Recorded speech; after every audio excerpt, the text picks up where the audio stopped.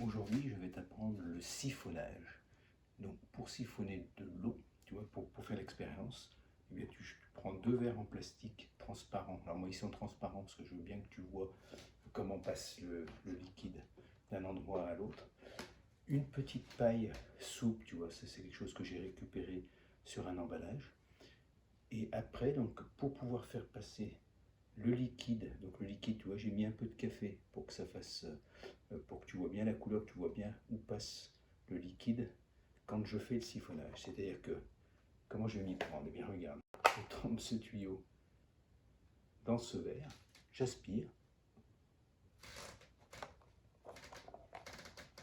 et quand j'ai fini d'aspirer, tu vois, je mets vite le tuyau dans l'autre verre, et tu vois que l'eau, le liquide passe depuis ce verre-là dans ce verre-là.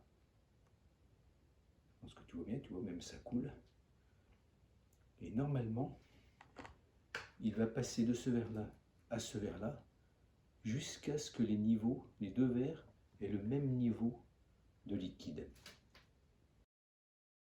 Et tu vois la couleur du tuyau, c'est-à-dire que le liquide passe bien d'un endroit à l'autre. Et normalement, quand ce sera au même niveau, ça devrait s'arrêter. Les 2 verres sont au même niveau, donc ça ne bouge plus. Si je voulais que tout le verre passe de ce côté-ci, il faut simplement que je le relève. Il faut que je le mette plus haut que l'autre verre. Et tu vois, du coup, ça continue. Donc ça, c'est le siphonnage. Donc tu as vu, je mets la paille, j'aspire jusqu'à ce que je sente le liquide dans ma bouche. Et très rapidement ensuite, hop, je mets le tuyau dans l'autre verre, en faisant en sorte que l'extrémité de mon tuyau soit plus basse que le niveau du liquide dans ce verre-là. Tu vois, ça y est, c'est presque terminé.